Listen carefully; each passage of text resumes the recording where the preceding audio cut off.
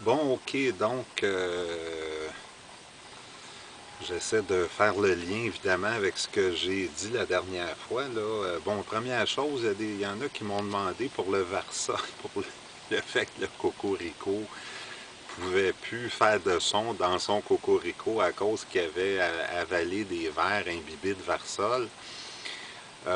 Bon, je peux dire là-dessus que ça l'a repris l'après-midi même. Le son est revenu l'après-midi même, là, donc c'est parce qu'il y en avait qui se demandaient que si la question du Varsol avait été réglée et que il avait passé l'été comme ça, je m'achète un coq en partie pour ça, puis à cause du Varsol, il n'est pas capable de faire d'un cocorico, ça va pas bien. Bon, ok. Euh, le,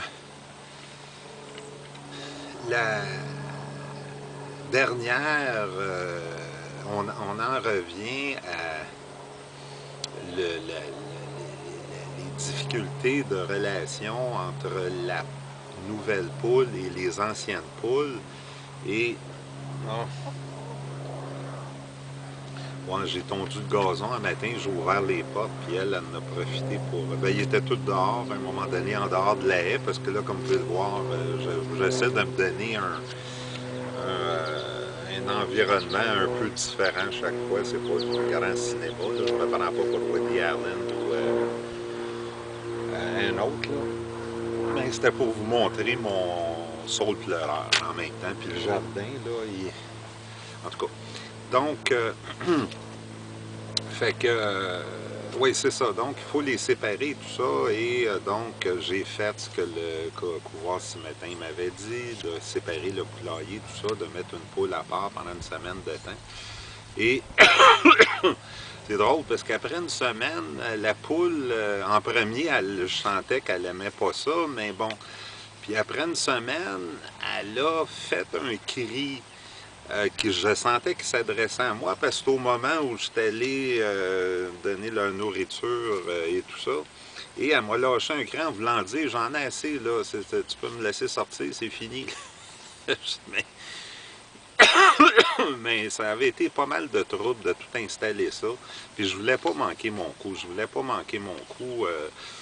Le couvreur ce matin m'a parlé entre une semaine et 10 jours. Là, ça faisait juste une semaine. Je préférais en mettre plus que pas assez pour être sûr que la chose se fasse comme souhaité. Et fait que c'est ça, mais puis après le cri, fait que j'ai dit non, non, non, non, elle va rester là encore une semaine et tout ça. Puis tout à coup, dans la journée, je la vois dans le gazon. C'est parce que c'est un amancheux que j'ai fait. Là. Il y a une moitié que c'est une clôture en métal, puis l'autre moitié, c'est une clôture en plastique. Et, elle a réussi à défaire le plastique finalement, là, puis passer au travers et tout ça. Je vous jure que les poules, ça prend pas grand-chose et tout ça. Mais ce que je veux en venir, en tout cas, c'est que c'est un succès total. Je me posais des questions parce que l'histoire d'amener la poule qui pondait pas à pondre avec des œufs, puis des poussins, puis tout ça qui n'a pas fonctionné. Je craignais que je fasse toute cette histoire-là pour rien, mais là, pas du tout. Le lendemain, après l'installation de la clôture, les deux poules de l'ancienne couvée, on se fait des œufs tout de suite le lendemain matin, 2 œufs. Là, je vous rappelle que j'ai été une semaine, j'avais 4 poules, j'ai eu aucun œuf. Après l'installation de ça, le lendemain matin, j'ai 2 œufs. Et le surlendemain ou le lendemain de cette journée-là, aux surprises, la nouvelle poule pond son premier œuf. Ça fait 2 semaines que je l'ai. Elle pond son premier œuf. Fait que c'est drôle, c'est des tout petits œufs. Ces œufs sont tout petits. Je sais pas ce qui fait il y en a un qui c'est un gros, moyen et petit, là, en tout cas. Et fait que là, mon Dieu Seigneur, c'était le bonheur total là, de voir que ça fonctionnait, cette affaire-là. Donc, c'est ça. Fait que là, quand elle a réussi à sortir, après une semaine seulement, j'ai laissé l'installation là pour voir comment ça allait se passer. Et un autre bonheur total, la poule est acceptée dans le poulailler le soir, parce qu'il faut comprendre qu'avant d'être mise dans son petit coin, là, elle avait passé 2 semaines à coucher dehors en dessous du patio, là. Donc, là, elle passait la nuit avec les poules. Elle me faisait, les trois me faisaient des œufs le lendemain matin. Bon, ben là, c'est correct. Là, j'ai laissé, pour être sûr, j'ai laissé 2 nuits. Puis la deuxième nuit, il y a encore 3 œufs. Bon, ben là, j'ai tout défait, enlevé la clôture et la petite construction que j'avais faite. L'harmonie est revenue parce que je vous avais parlé qu'il y avait eu de la chicane là, entre le coq et certaines des poules et tout ça. Je peux vous dire que l'harmonie est revenue. C'est pas régulier, ça là. Puis il n'y a pas eu d'autres incidents ou presque pas. Fait qu'en général, c'est quand même une relation assez harmonieuse entre le coq et les deux poules, et les trois et les 4 poules finalement.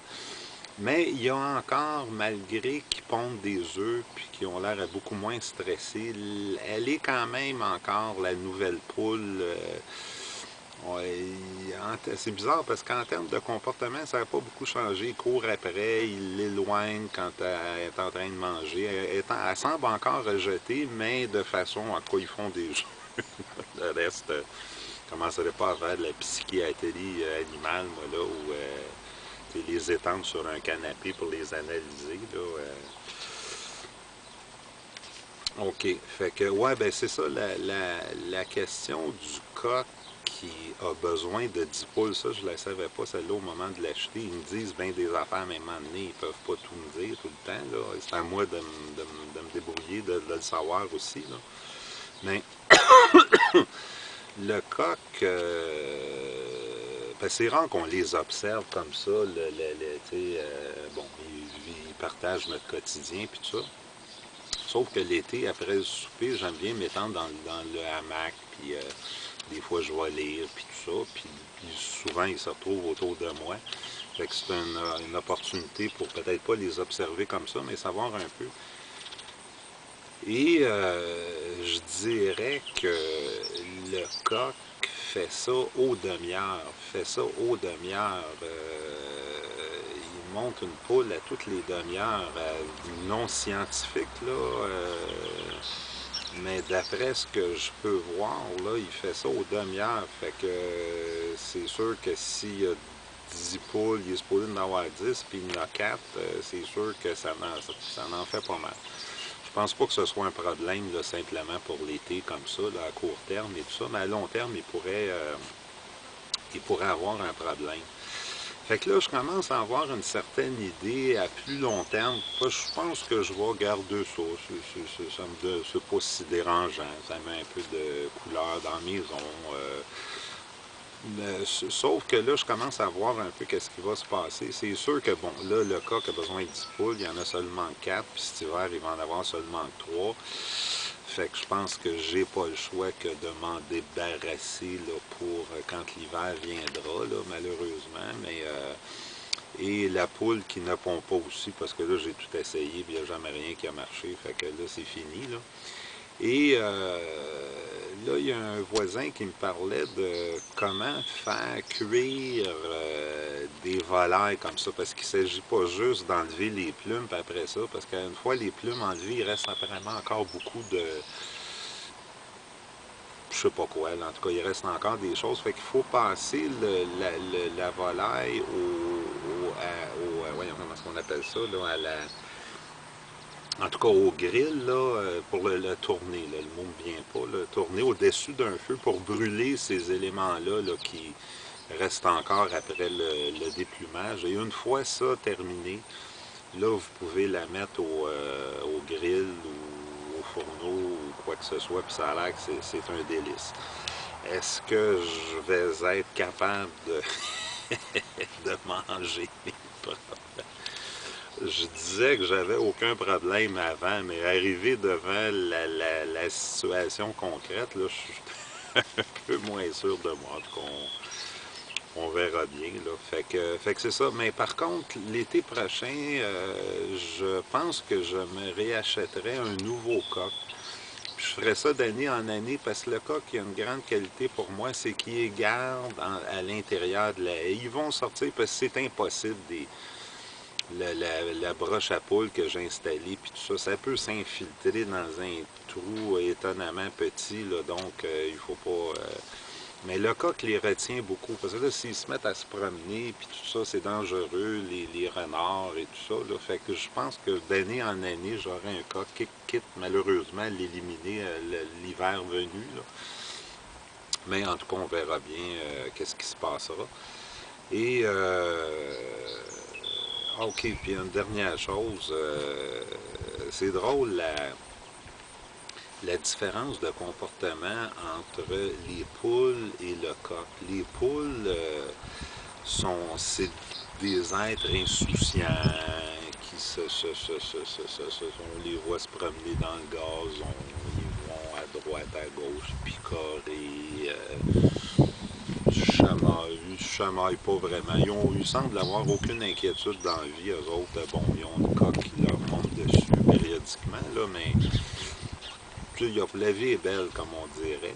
Le coq, lui, c'est complètement différent. On dirait qu'il y a toujours il y a une tension dans lui, là, il surveille autour de lui, il est pas du tout, du tout comme les poules, là. Il est comme, on dirait que je sais pas, j'imagine que ces êtres-là sont faits pour avoir 10 poules.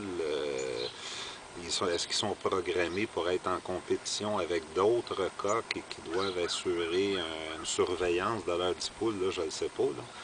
Mais en tout cas, chose certaine, c'est complètement différent. Les poules sont insouciantes, la vie est belle, puis on se promène et tout ça.